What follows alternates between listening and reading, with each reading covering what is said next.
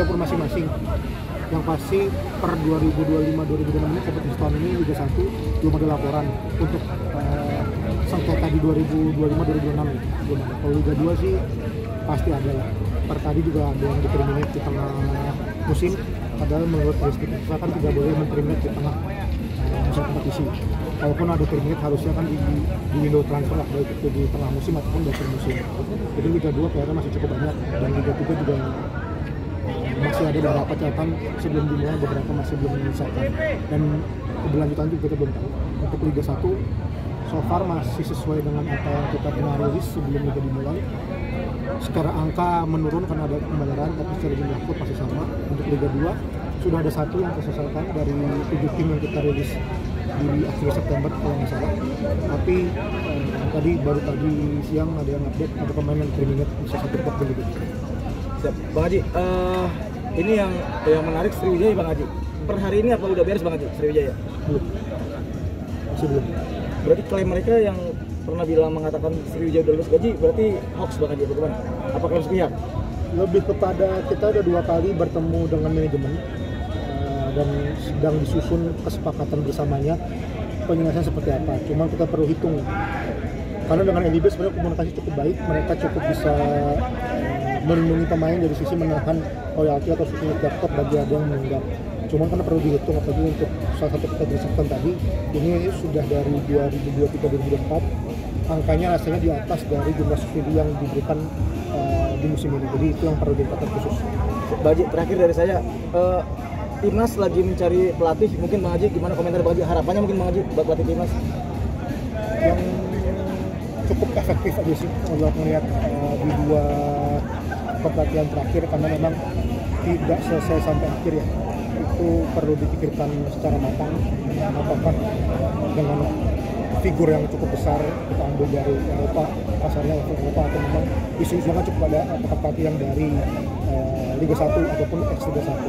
Tapi cukup harus diambil solusi pragmatis, karena memang jangan sampai ada hal lain yang perlu dibebankan ke depannya, seperti ada kompensasi dan lain-lain, karena pasti itu menyangkut masalah profesionalitas dari federasi dari pelatih itu sendiri. Jadi perlu dipikirkan secara matang. Memang betul sih kalau saya sih sepakat untuk terburu-buru, karena memang agendanya tidak cukup berat, meskipun isu November itu cukup besar ya, karena FMD dimainkan untuk U23, tapi itu ranah PSSI, bukan ranah kami untuk komentar. Nah, pasti cukup harus memikirkan secara matang agar bebannya tidak menjadi suatu beban untuk bayar kompensasi, karena itu bukan hal yang murah. Bang, kalau proses terpilihnya Rizky Ridho jadi Global Council FIFPro itu gimana sih, Bang?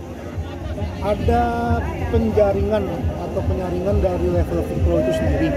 Yang pasti Ridho memang sejauh ini cukup aware terhadap isu-isu itu di luar sepak bola. Bahkan terakhir yang dia menggunakan bab kapten waktu melawan tim apa saya lupa, yang pakai pita hitam di lengan, itu kan memang figur dia cukup aware terhadap isu-isu di luar lapangan. Jadi memang FIFPro mungkin melihat itu, dan juga sebagai perwakilan dari Indonesia cukup bisa kita apresiasi, karena setiap tahunnya ada 3-4 kali pertemuan, baik online ataupun nanti ada waktunya juga pertemuan secara langsung dengan beberapa sponsor di level lainnya. Kan ada Barcelona, ada Leicester. Tunggu waktunya memang ya, sambil juga Ridho bisa tidak hanya belajar mengenai sepak bola nasional, tapi juga mengenai masalah global, isu seperti apa. Kalau kampanye dengan elit, Bang, yang anti bullying, anti rasisme, itu entah bentuknya apa aja sih, Bang? Itu sama LIB. Ke depan ada beberapa konsep yang sedang disusun. Kita tunggu aja, masih belum rampung.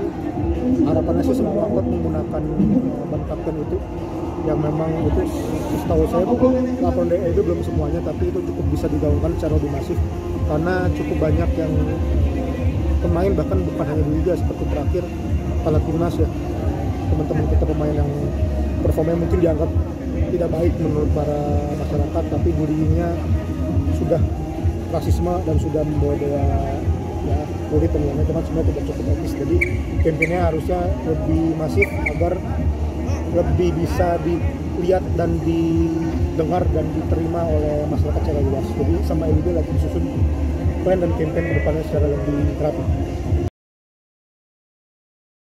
Terima kasih sudah menonton. Silakan subscribe, like, dan jangan lupa komen di bawah ya, Bola Spotter.